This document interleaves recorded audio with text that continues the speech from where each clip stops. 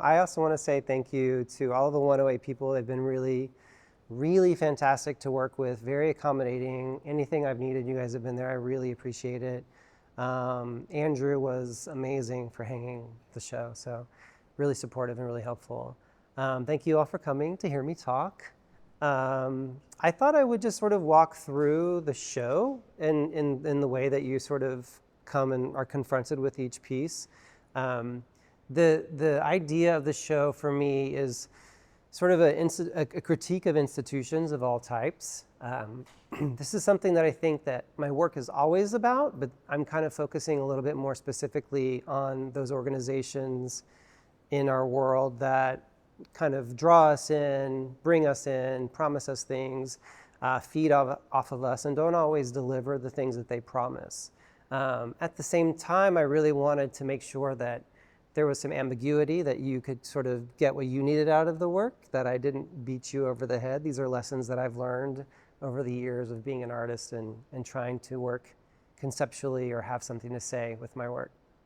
I'm really heavily influenced by religious iconography. My art history classes were classes that I really loved. So everything, where artists worked for the church, a lot of that imagery you'll find in this show. And even just the way that I tried to light the show is influenced by that. And I won't mince words that is, the church is one of the institutions that I'm critiquing. So it plays heavily into this, although it's not solely about that. But you'll notice a lot of Gothic arches throughout the piece, some sort of religious imagery that I'm pulling from. A lot of that is just sort of my happy place as an artist. I want to make work about that, or I want to, I don't know, those images live in my head, and so they kind of come out when I make the work. The first two pieces that you see as you walk through these sort of walls, in my mind, they're sort of what I would call like jam figures. If you're familiar with art history and cathedrals, as you walk into a cathedral, say in Europe, you would see these figures on either side of the main doors. I had initially thought about making those, and that became a lot. So I ended up not doing that. But that's what these two figures are, sort of these greeters, if you will, just to kind of set the tone. Also, there's the candles. So I decided that would add a bit of drama. It would also add to this idea of like a cathedral, and create a little bit of ambiance and drama, which I obviously went for with this show. I was fortunate enough to get a 7-year-old to pose for this, just a friend of a friend's child, and he's sort of coming out of this darkness. So that's why he's not lit from the back, he's just lit from the front, confronting the sun or the light. These pieces over here are, for me, kind of like your idea of the Stations of the Cross, sticking with that theme of a cathedral. And they're more of the marginalized, they're symbolizing the environmental aspect of being marginalized, of not being cared for or protected, or having a good stewardship, in the way that, a lot of CEOs of institutions, of big companies, are really responsible for a lot of the damage that happens to the planet. And so that's why we have all these animals here, because they symbolize nature. This is actually an oak tree that a squirrel had pulled up out of the ground in my front yard, and it was laying on my driveway, and I just snapped a picture of it, and I really liked it. So that's why I kind of sculpted that, because it has to do with the flora and the fauna. Like I said, I want there to be ambiguity in how you read the work. Not everyone has to see what I see. I am inclined to see some of the darkness, but that's sort of like where my artistic self lives. And so for me, these are actually all, well, some of them are actually dead animals. Other people throughout my opening were saying that they love the frolicking rabbit. And I'm like, no, the rabbit's dead. But I didn't tell them that, because I want you to have your own journey with the work. Yeah, so these were just some pieces that I thought I could put into the show to continue the narrative, but to also that were not so heavy as some of the other works were. And I really enjoy this working in a low relief, or in some certain instances, a high relief way of sculpting. Also, I think this also brings homage to just all of the two-dimensional work that I've done throughout the years. That's something that I have a really long history with, and I enjoy that. And it's just an interesting way to work. So I really enjoyed that. You can see how I've chosen to hang the work. These are dowels that are screwed into the wall, and then there's actually just like a little magnet underneath here that caps over the top. So kind of a fun way to display your work if you're a ceramicist looking for something other than the usual. And I played with a couple of different shapes. I guess I just played with 2 shapes. Yeah. Oh no, I have another one over there. There's a square one over there. So that's what those pieces are about. These are called casualties, casual-Ts, and that, in my mind, has to do with the way that we sort of very casually have dominion over the earth and don't really care for it in the way that we should or could. Those of you that have known me for some time know that my thesis exhibition, which was 14 years ago at this point, was called Omens and Prodigies. That show was very much about environmental legacy, just like my work continues to be. And so that idea has just not left me. It's something that I continue to work with, wanting to leave a better version of the planet than what we inherited to younger generations. And now that I'm a high school teacher, I see that all the time. I'm sure it was someone that I studied with Michaela Merriday in my art history class. Who's that artist that would take the pictures of like the little men and women on horses? They're little plastic men and women on horses, and she would shoot them in such a way that they looked like life-size people. Like, do you remember that artist? Well, I know I saw her in your class in that little tiny room in Wilson Hall. Anyway, she kind of gave me this idea of taking my static, non-breathing models and bringing them out into the environment to further that idea of, just to further and better communicate what I wanted you to get from the art. You can see a piece laying on a white pedestal, and hopefully you feel something. That's always my goal, is to kind of make you feel something about it. Obviously, I'm a very feely person. But I kind of want to, at the time that I was doing this, I think the words I used was I wanted to have more control over your experience, which doesn't necessarily sound great, but I wanted to have a little bit more control over how I communicated what I was wanting to say to you. And so bringing the art out into the environment, or creating an environment for it, allowed me to say the things I wanted to say in a more concise way, I guess, just to kind of deliver that message to you more than I might have been able to if it was in the white box gallery. So these pieces are photographs of the piece at the end. I call her Gaia. I call her mother, mitochondrial mother. I call her Mother Earth. And so I placed her in the earth, or on the earth. My friend Whitney and Elliot, they allowed me to bring her out to their land and put her out there. And she was painted with acrylic paint. And basically she was out there for 3 months and was allowed to let the environment have its way with her. And so a lot of these places that you see that are lighter in terms of the skin, that maybe look like vitiligo or something like that, are actually where the paint has been chipping off of the sculpture. It is nature affecting nature, in this case, Mother Nature, but to me it represents much more than that, sort of like just how humans affect nature and this degradation. I think of, I think of like her as our mother, as our progenitor, and so what must she think of us with how we've treated things and how we've done things? This is not supposed to be a guilt trip, but it's probably sounding that way, so I apologize. Yeah, so that's why I did that with her, and that's what she symbolizes for me.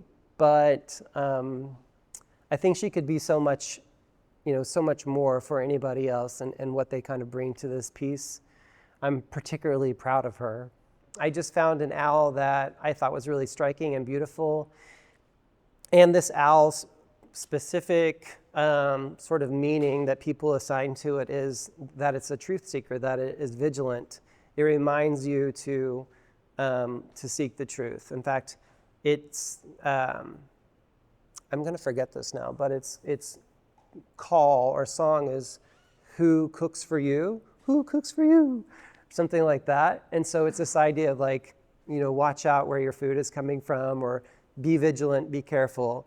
And so it's sort of reminding us to check the powers that be, to not just take in what we see or what we're fed, but to be vigilant, to do our own research, and to kind of, check the powers that be, I guess, is what this piece is about for me. I brought the trees in because I just sort of wanted to create more of that environment that I am able to find when I put the pieces outside. Yeah, and so those are just some oak trees that I also was able to get from Whitney and Elliot's land. And I really appreciate that because they're gnarly and they're old, and they really kind of complete the feeling, I think, for me. I don't know how this piece would feel without them, honestly. So I'm really pleased with that. So the turtle is probably the most literal representation of the institutions, because these alligator snapping turtles draw their prey in by luring them in. So they've got this kind of hooked looking tongue that's red. I'm sure you guys have all seen these guys, but when I did my research, they're always really dark and kind of murky and kind of gross looking, but they'll have this pretty little pink red tongue. And that's what draws in the things that they eat. So whether it is a fish, a crayfish, a frog. And then once they get close enough, then they slam their mouths shut on them with like absurd force. And so that's what the turtle symbolizes for me. I wanted to have sort of these metal rods as the path of the fish and of the frog as they're sort of swimming around under the water. And I chose a striped bass because it's a fish that we have in Oklahoma. I chose the American bullfrog because it's an amphibian we have here in Oklahoma. Truthfully, honestly, that fish is probably way too big for that turtle, and it wouldn't actually eat that. But, artistic license. I was just sort of, I didn't want to sculpt a minnow and have it on the end of a big pole. It seemed like that would be a stupid thing and not look very great. So, yeah, so this one was a little bit, required some engineering. But as a ceramicist, I think that we are also engineers. So I kind of was able to figure this one out, fortunately. Yeah, and also, I haven't talked anything about surfaces, but most of the surfaces are either naked clay or they're acrylic paint. This piece also has something on it called an ongobe, which is like a fritted slip. That slip is watered down clay. This has frit in it. You can correct me if I'm wrong. And so what happens with that is it glasses a little bit. And what I did was I applied the slip. I'm just telling you this because a lot of people like this surface a lot, so I'm just going to share it with you. I applied the slip to bisque-fired clay, so it had been fired once. I applied this ongobe, and then I took plastic, like dry cleaner bags, and then scrunched it around. And so that really is what created all these kind of crepey skin. And then it also crazes a little bit, which gives you these cracks, or sort of like a dried desert sort of floor effect. Yeah, so that's the lure and the hidden hook is the name of this piece. And that's what that piece is about. This is actually the first piece that I started when I found out that I got this show. I was really shit my britches, basically, whenever I found out I got to have a show in here, because I was really scared about the size of it, and I didn't think that I could fill it. And then weirdly, as I came in over the year, because I found out about a year in advance, it just kind of seemed less and less daunting, maybe I guess as I made more work. And I'm really pleased with how it turned out. But anyway, this piece here was sort of when I was at that place of like, oh God, how am I going to fill this huge space? And so he's a little bit bigger than I usually work. This is sculpted solid on an armature, and then it's cut apart and hollowed out. Also in like, my typical way, I'd never used this clay before, so I thought, let me try to do a big, huge, scary piece with this clay I've never touched and see how that goes. And it has some problems, that clay does, but I made it work, and I really like that clay a lot. There's a little bit of paint on this one, but it's the same clay body as these flat tiles on each end. So this is modeled after a maned wolf, M-A-N-E-D, and this is a wolf that lives in South America. It has evolved to be able to stalk its prey and see over the grasses of the savanna. And if you see an image of this, it is not black. It looks like a fox with sort of like a wolf body with giraffe legs. It's a really odd looking, elegant, kind of creepy looking animal, but really beautiful. And if you know me, that's how I roll, creepy and weird and a little bit beautiful. So that's why he was chosen. These doves are mourning doves. I give away all my secrets, unfortunately. I don't know why I do this, but they were supposed to be gray, but the underglaze I used really turned blue, and everyone that saw them really loved them, so I kept them that color. So they're mourning doves, like with a blue filter or something like that. And I just love the way mourning doves are always in a pair. They're always together, and anytime you walk out the door or you see them, they kind of up into the air and they make that noise. And so like when I see this, I kind of imagine them making that noise as they're flying up into the air. And so they're sort of the prey, he's the hunter.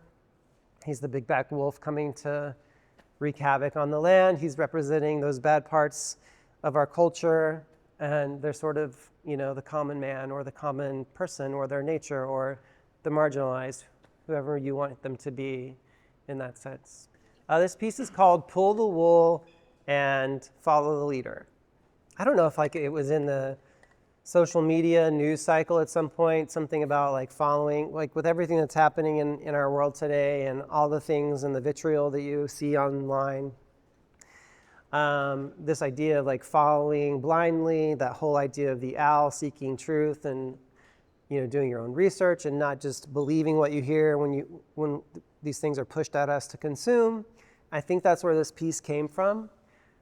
So this idea of pulling the wool over someone's eyes, lying to them, but trying to get them to believe this or that, follow the leader, blindly following the leader, obvious symbolism there. And then there's a little bit of the golden fleece as well. So this piece was sort of an outlier for me. It wasn't my initial part of my idea for the show. It just was something that happened throughout the making.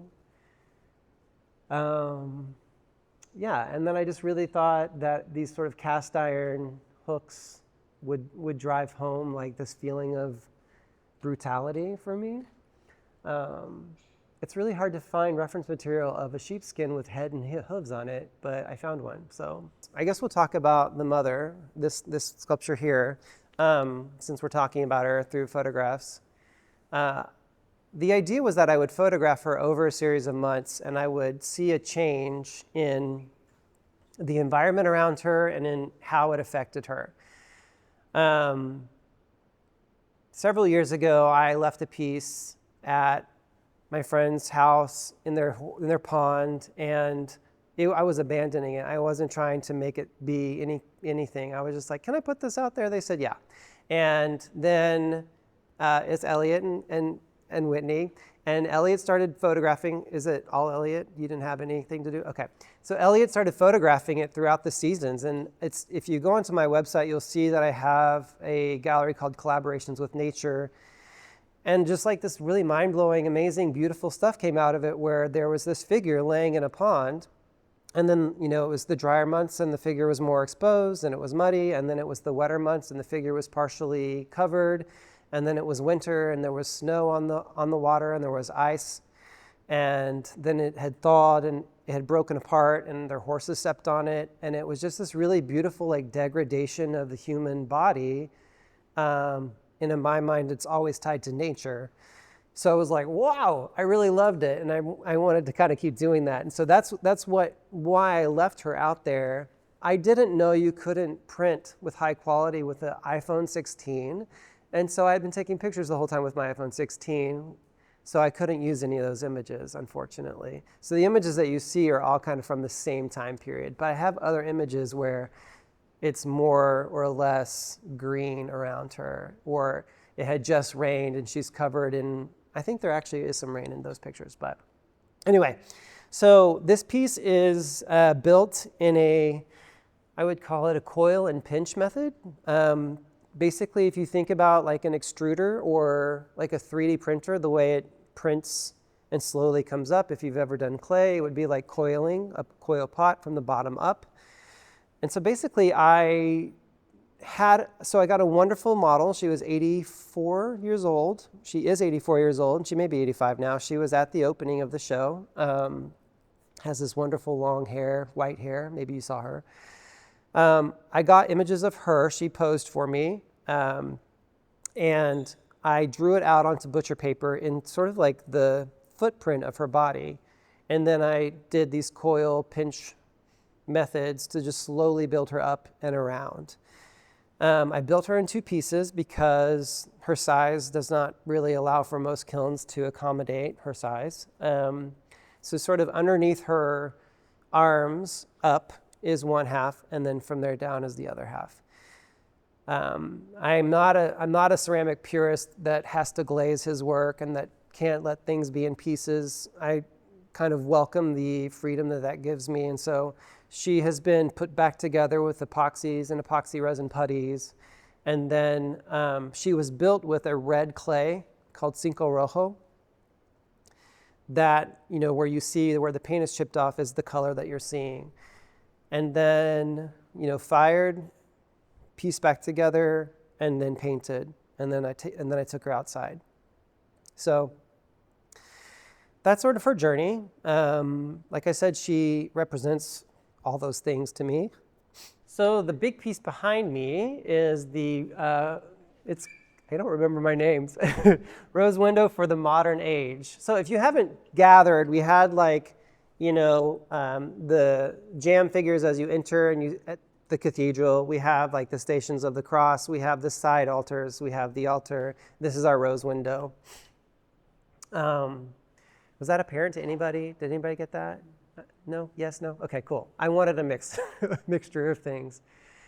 So this was 400 pounds of clay that I pugged, which, if you're unfamiliar, is a way that we refine, or what's the word I'm looking for, make our clay useful, ready to use in the clay world. And it's basically a big Play-Doh fun factory that you throw clay into, and then it chugs it out, de-airs it and all that.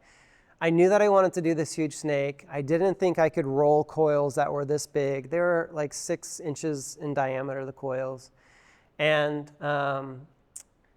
Red Heat, the ceramic studio, has a pug mill that has particularly large pugs. A lot of pugs are smaller, like this size. This one was big. So I pugged all that out into 30-inch sections, and then I laid out a big piece of paper and I drew out the kind of profile or the outside shape. And then I laid this down onto that, and then I put it all together into one big piece. And then I, sculpted out the rest of it to make the snake's body. The roses have to do with it being a rose window. That was sort of just my nod to that.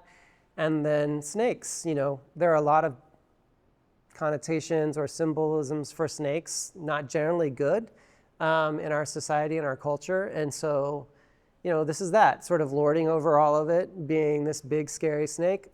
Although I don't think of him as scary, but, a lot of people just don't like snakes, so they might feel that way about it. Obviously, it's cut into pieces because firing it requires that, but also it sort of is mimicking the sort of sections of a rose window where you would have I don't think that's leading. Is that leading? Like the leading in between? Yeah. And so it works for that. It took a long time to put it up. It was hard to put up, and I had never put it up before, so it was a little bit of a gamble, but it worked. Jen and Andrew were really great in helping me do that. Well, I probably helped Andrew do it. We helped Andrew do it. Andrew did it. But now I know when I take it down, I can just use those screws and make a new template, and it should go together very easily. We'll see. So yeah. And then I did the wall sconce idea with the candles just because at some point I thought, ooh, candles would be fun. And yeah, I feel like they add some ambiance. So the snakes on the interior, I will probably change how I hang them. The way we chose to hang them, I'm happy with, but I don't feel like it's the most seamless, which was my fault. Because like I said, I had never hung this before, so I was figuring it out as I went. And so I think there's that. I think it could be cool to maybe change like who the characters are in some way, but I don't have plans for that. I'm kind of in a lull right now because I was just so busy for so long getting out of school and then coming to my studio that I think I've only been in my studio 3 times in the past since the show opened. Which is really unusual for me. And I have a couple of ideas of things I want to make. But yeah, I mean, I just think this idea of trying to represent for marginalized folks / environment is going to just continue to be a thing for me. It just makes me have the feels, as you can tell. And so, yeah, I don't really know. I think that I want to kind of move this show around. There's some pieces I will have to replace, which is great because it gives me the opportunity to kind of do more with that idea, I guess. Yeah. Okay, well, thank you guys for coming. I appreciate it. Thanks for listening to me.